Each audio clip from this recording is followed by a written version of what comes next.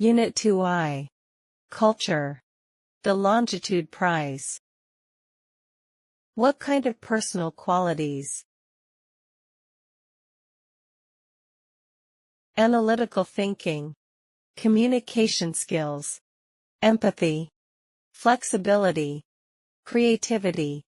Patience. Exercise 1. Speaking. Work in pairs. Think of 3 important problems that the world faces today. How do you think we can solve them? Climate change. Use renewable energy like solar and wind. Promote energy-efficient practices. Plant trees and protect forests. Global inequality. Ensure fair wages and working conditions. Invest in education in underdeveloped areas. Improve access to health care. Pollution and waste management. Reduce, reuse, and recycle. Use advanced waste management technologies. Raise public awareness about responsible waste disposal. Exercise 2. Read the text. What solution did the British government suggest for a problem in the 18th century? Was it successful? Lesson 2I. Culture.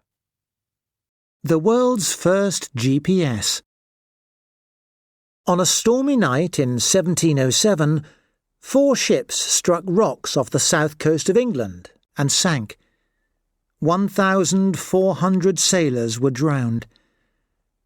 The ships had crashed because they had no way of knowing how far they had travelled in a particular direction.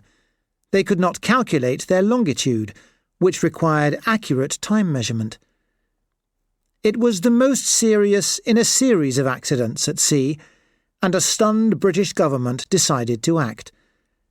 In such difficult circumstances, they believed that the best response to the disaster was a competition, the Longitude Prize. The Longitude Prize was no ordinary competition. To win it, someone had to find a way of calculating how far a ship had travelled, east or west, from its point of departure. Geniuses such as Sir Isaac Newton had failed to find a solution. So, to ensure the interest of Britain's greatest scientific minds, the government offered a prize of £20,000, the equivalent of £2.6 million in today's money. But, to everyone's surprise, it wasn't a famous academic who solved the problem, but an unknown carpenter. When John Harrison wasn't working with wood, he was making clocks. An accurate clock would allow sailors to calculate their position, but at the time it was thought impossible to create a mechanical clock that could work on a ship. The movement of the sea and the changes in temperature destroyed the delicate parts.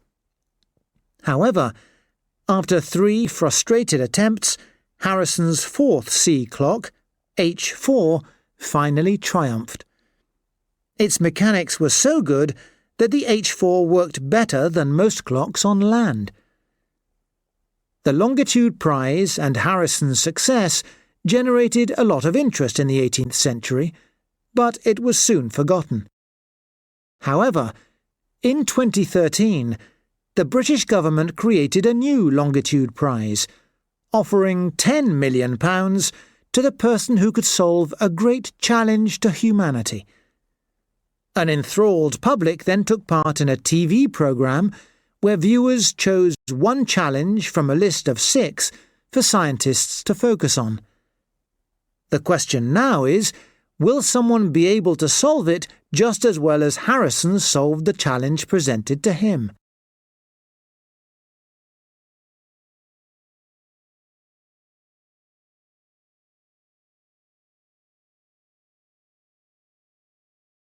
It suggested a competition called the Longitude Prize.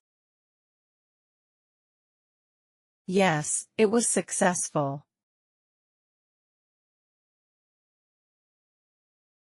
Exercise 3. Read the text again. Answer the questions. What was the situation that the British government decided to deal with? The British government decided to try to prevent the kinds of accidents that had happened at sea in 1707. 2. What surprised people about the winner of the Longitude Prize? He was a carpenter rather than a well-known scientist. 3. Why didn't sailors use mechanical clocks to calculate their positions? Because conditions on board damaged the clocks. 4. Why do you think the successful sea clock was called H4? The H probably refers to the first letter of the inventor's surname, Harrison, and the number 4 to the fact that it was the fourth sea clock that he had made. 5. How was the challenge for the new Longitude Prize decided on? A TV audience was asked to choose one challenge from a list of 6. Exercise 4. Speaking. Work in pairs.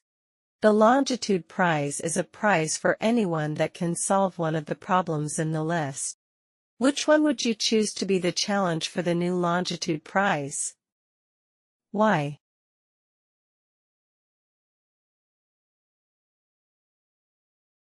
I would choose food to be the challenge for the new Longitude Prize. Because with a growing global population, ensuring access to nutritious, affordable food is a pressing challenge. Innovations in agriculture, food production, and distribution are needed to prevent hunger and malnutrition.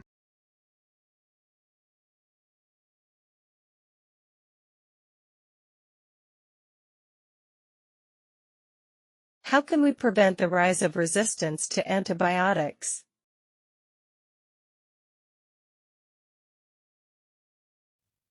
Lesson 2I, Culture, Exercises 5 and 6. Hello and welcome to the Science Now podcast. This week I've got Dr. Mary Kenny, the Chief Scientist at the Percival Foundation, in the studio with me to discuss last night's The One Show on the BBC. Good evening. Now, before we begin discussing the programme, I'll just remind listeners what actually happened on The One Show. Last week we talked about the government's plans to offer a prize of £10 million to the scientist, amateur or professional, who can come up with a solution for one of the big challenges that are facing the world. The competition is called the Longitude Prize, and last night viewers of The One Show were asked to choose one challenge from a list of 6 for scientists to concentrate on. Dr. Kenny, are you happy with the challenge that viewers chose?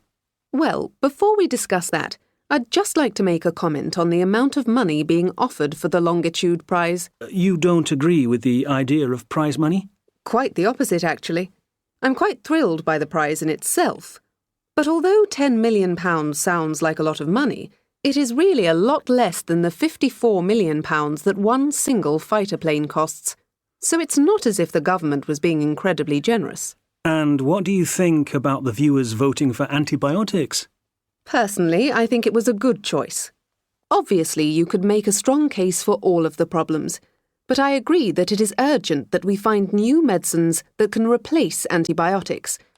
Most scientists agree that antibiotics have added about 20 years to our lives, but the World Health Organizations are quite alarmed about the fact that antibiotics are having less and less effect. Is it that bad? Indeed it is.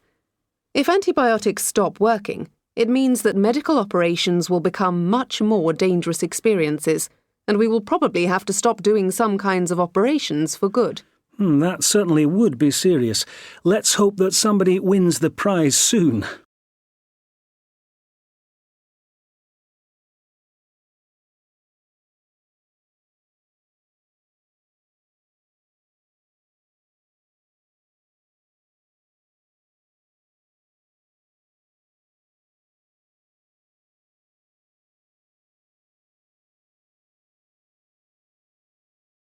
One.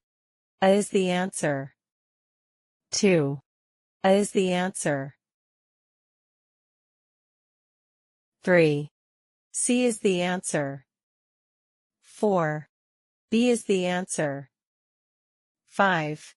A is the answer. Exercise 6. Listen again. Choose the correct answers. 1. A is the answer. 2. A is the answer. 3.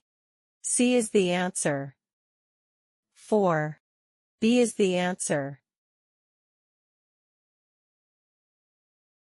5. A is the answer. Exercise 7. Speaking. Work in pairs. What important problem in the world would you add to the list in exercise 4?